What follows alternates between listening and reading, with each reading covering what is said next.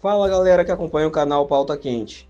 Chegamos com mais um vídeo novo para vocês, trazendo a verdade nua e crua sobre os escândalos que assolam o Brasil.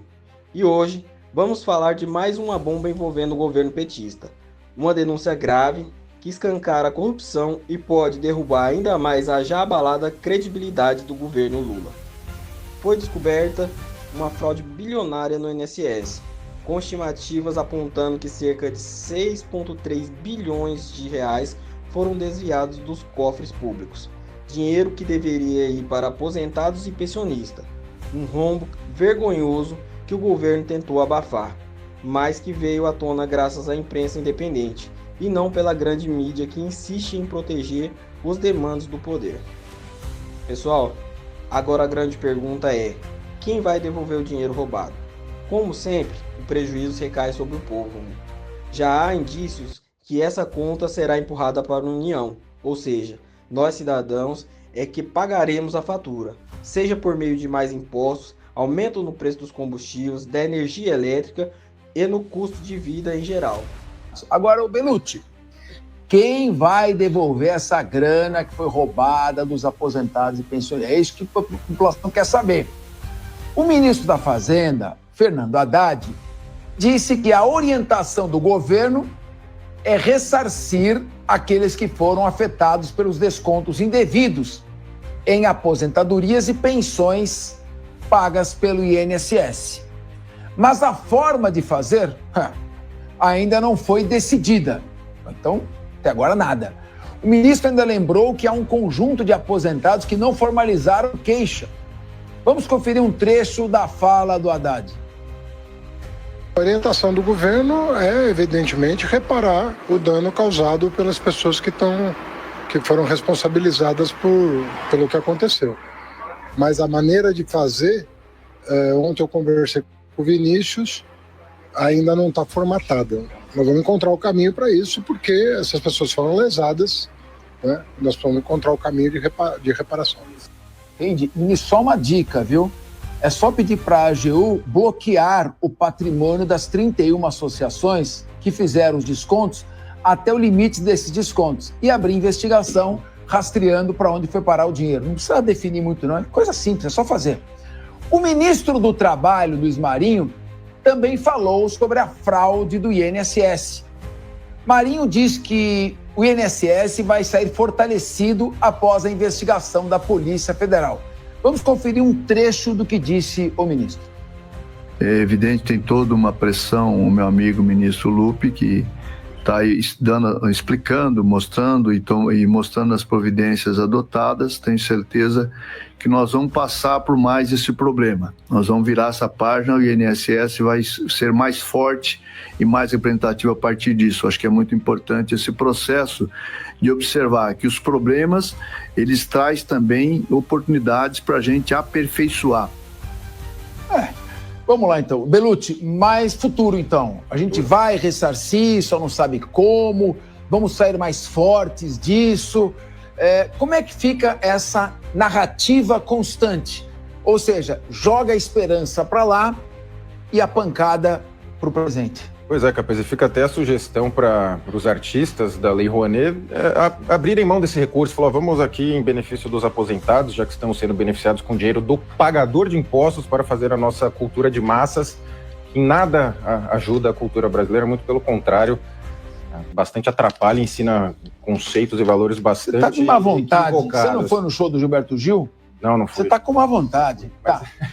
Esse discurso do Haddad faria bastante sucesso lá no show do Gilberto Gil, patrocinado pelos Correios, que não pagam o plano de saúde dos funcionários. Do Banco do Brasil. Não era dos Correios? Não, o A Gilberto notícia Gil, era dos Correios. O show do Gilberto Gil eu fui. É patrocinado. É BB ou Correios? BB, Banco do Brasil.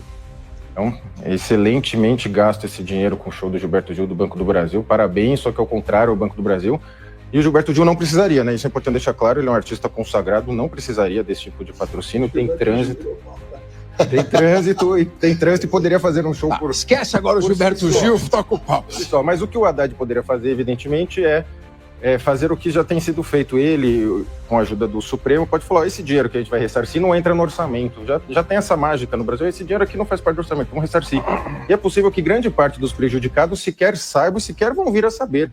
O que acontece muito na justiça brasileira é entram com essas ações que viram ações intermináveis e as pessoas vão ter o crédito daqui 10, 20, 30 anos. É muito comum isso na justiça, com vários planos econômicos que foram feitos ou coisas similares, e a pessoa vai receber daqui sabe-se lá quanto tempo. Então, o ressarcimento deve ser imediato. Agora, como você colocou, Capês, a justiça, a legislação já prevê esses mecanismos. Bloqueio patrimônio por precaução, em tantas outras ações, já um bloqueio preventivo de patrimônio para garantir o pagamento futuro, causa muito estranhamento que não tenha sido feito isso ainda, até porque, como foi colocado, essas associações são milionárias, os valores envolvidos na casa dos bilhões, então há patrimônio, já foram apreendidos carros também, então assim, patrimônio que determina-se o sequestro de bens para se garantir o pagamento, e que o Lula tenha a grandeza institucional de afastar o Carlos Lupe, até porque se deu sob a sua gestão essa fraude. Muito bem. Pediu o bloqueio. Já bloqueou alguns carros de luxo, né? Uma parte desse bloqueio, inclusive, não foi concedido pela justiça, viu, Capês? É bloqueio das associações, não é só de meia dúzia de servidor, né? Agora, Bellucci, você estava certo. Foram os Correios mesmo que gastaram 4 milhões para bancar a turnê do Gilberto Gil, não foi o Banco do Brasil. E, aliás, os Correios estão em crise, já torraram 38 milhões em patrocínios no governo Lula. Só en passant, você fez um comentário en passant. O Leandro me corrigiu, mas não estava... Corrigiu errado. O que eu fui... Corrigiu errado. Ah, não, mas desse recente agora, essa turnê... É o show que ele foi, eu não sei que show que ele foi. O último show do Gilberto Gil em São Paulo foi mantido pelos Correios, 4 milhões de reais. Muito bem, vamos então perguntar porque tem muita gente querendo subir nesse palco. Mas a alma não vai cheirar talco. Agora, deixa eu fazer uma pergunta para você, meu querido Rodolfo Maris. O ministro Luiz Marinho disse que o INSS vai sair mais forte desta crise. E os aposentados e pensionistas saem mais pobres? Olha, Capês, ele tentou falar assim, quando estou fraco é que estou forte, tentando fazer aí uma referência bíblica, mas não soou muito bem. O panorama político que envolve Carlos Lupe e a permanência dele nessa pasta se dá ao fato dele ainda mandar no PDT. Nós sabemos que a palavra dele, do Carlos Lupe, é uma palavra que vale ouro dentro desse partido. E uma vez que ele foi exonerado do cargo, foi retirado dessa pasta, há ali uma certa, entre aspas, aqui na minha palavra, vou repetir o que eu falei ontem, uma certa chantagem sobre esses 17 votos que farão falta para o Lula ali na frente. Ou seja, o próprio partido já veio a público dizer que se o Lupe for desinstituído do cargo, ele não colocará outra pessoa ali. Fazendo o quê? Fazendo um joguinho de birra com o presidente da República para que ele permaneça no cargo. Ou seja, a política é isso, senhoras e senhores. É um jogo de toma lá da cá. A pergunta que eu quero fazer para você que está em casa e para o meu amigo Leandro Ferreira, que está aqui ao meu lado, é o seguinte: se nós estivéssemos no governo Bolsonaro e isso tivesse acontecido, qual seria o posicionamento das pessoas que estão a favor do Carlos Lupe ser mantido no governo ou ser mantido no cargo? Eu passo essa pergunta para o meu amigo Leandro Ferreira. Essa é super fácil de responder. Isso aconteceu no governo Bolsonaro. Essas associações foram credenciadas no governo Bolsonaro e o Paulo Guedes indicou os ministros, os responsáveis pelo INSS, que foram avisados pelo Ministério Público Federal e nada fizeram. Então, Rodolfo, essa é muito fácil de responder. Vai cobrar o Paulo Guedes de ter sido exonerado pelo presidente Bolsonaro por causa desse escândalo, né? Vai cobrar o ministro Onix, que foi ministro da Previdência no período, que ainda continua sendo deputado, se não me engano, né? Vai cobrar essas pessoas que também foram responsáveis e nada fizeram, né? Também foram responsáveis por indicar pessoas no INSS que tiveram participação nesse esquema. E é isso, gente, que eu falo que nós precisamos tomar cuidado. Combate à corrupção não combina com lacração, porque senão dá no que a gente já viu muitas vezes no Brasil, em pizza, e o que a gente quer com isso é, de fato, como disse o ministro Luiz Marinho, fazer com que o INSS saia mais forte, e o simples fato de ter resolvido o problema até aqui, né, vai deixar o INSS mais forte, sem sombra de dúvida. E mais forte ele estará quando tiver um maior número de beneficiários e a gente interromper as reformas neoliberais que arrocham o salário e fazem com que os aposentados sejam cada vez mais velhos, porque não se chega à aposentadoria no Brasil hoje, graças a esses ministros, como, por exemplo, o senhor Paulo Guedes. Muito bem. Colocou aqui o Leandro, mas colocou, desabafou e fez muito bem.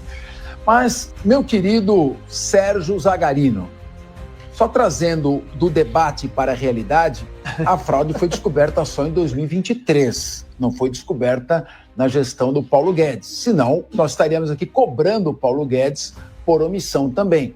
Só foi descoberto depois e talvez tenha sido descoberto porque os valores se multiplicaram a partir da gestão deste governo. Mas eu pergunto a você, o Leandro fez uma colocação, o Rodolfo Maris fez uma provocação. Você acha que essa questão da lacração a que o Leandro se referiu, ela também não prejudica? Nós estamos vendo justiça ou lacração ultimamente? Vamos ficar nesse foco aqui do INSS? Eu pergunto, como fazer para apurar as irregularidades sem lacração? Vamos dizer, lacração. Eu pergunto a você, o ministro Carlos Lupe tomou conhecimento das fraudes quando? Ele tomou providências? Quais as consequências? Queria que você fizesse uma análise para saber o que é lacração e o que é fato. Fato é que o ministro Paulo Guedes ele não tinha exatamente a ciência que o ministro Lupe ele teve e ele assumiu que teve. É aí que está a diferença, Leandro Ferreira. A partir do momento que você tem uma multiplicação nesses descontos indevidos, no qual a Polícia Federal demonstra que 97% dos pensionistas e aposentados, eles não autorizaram, e eu vou um pouco além. Nesse final de semana, no Jornal da Manhã, estávamos com uma especialista que ela estava explicando a forma que se deu, no Jornal da Manhã aqui na Jovem Pan, a forma que se deu o desconto, o local que estava. Sabe onde que eles colocavam os descontos, Fernando Capês? Junto com a atualização. Então, isso mascarava, porque o aposentado, ele sabia que ia ter um aumento. Só que ele não sabia ao certo a quantidade do aumento. E junto com esse aumento vinha o desconto. Vejam, é algo organizado, pensado, exatamente para se aproveitar ali de pessoas que estão numa situação de aposentadoria, provavelmente pessoas, 90% para mais, são pessoas idosas e aposentados e os outros demais pensionistas. Então, o que a gente tem que levar em consideração? A forma que nós vamos buscar a punição. A forma de ser ressarcido, o ministro Fernando Haddad, ele precisa fazer um beabá aí de judicial, porque é muito simples. A Procuradoria ela vai mover a ação, o bloqueio vai ser realizado e, no final das contas, quem tem que arcar com esse prejuízo são todas essas associações que basta seguir o dinheiro.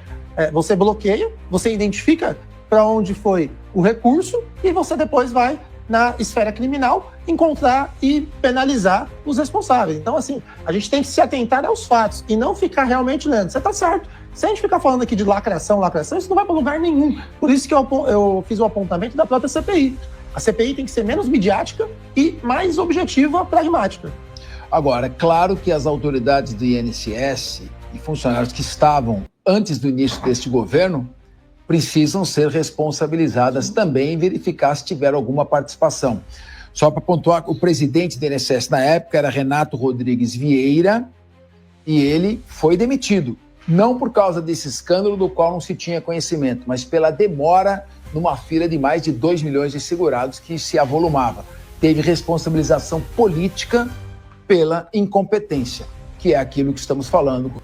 O ministro ligado ao escândalo pediu demissão, mas não foi afastado por Lula, que mais uma vez passa a mão na cabeça de aliados envolvidos em corrupção. O substituto já foi anunciado e, é claro, é do mesmo partido, ou seja, sai um e entra outro do mesmo ninho político, do mesmo ninho de ratos. Carlos Lupe pediu demissão do Ministério da Previdência hoje, diante dessa crise dos descontos ilegais em aposentadorias e pensões do INSS. Para ocupar o cargo, o presidente Lula escolheu o número 2 da pasta, o ex-deputado federal Volney Queiroz, que também é do PDT.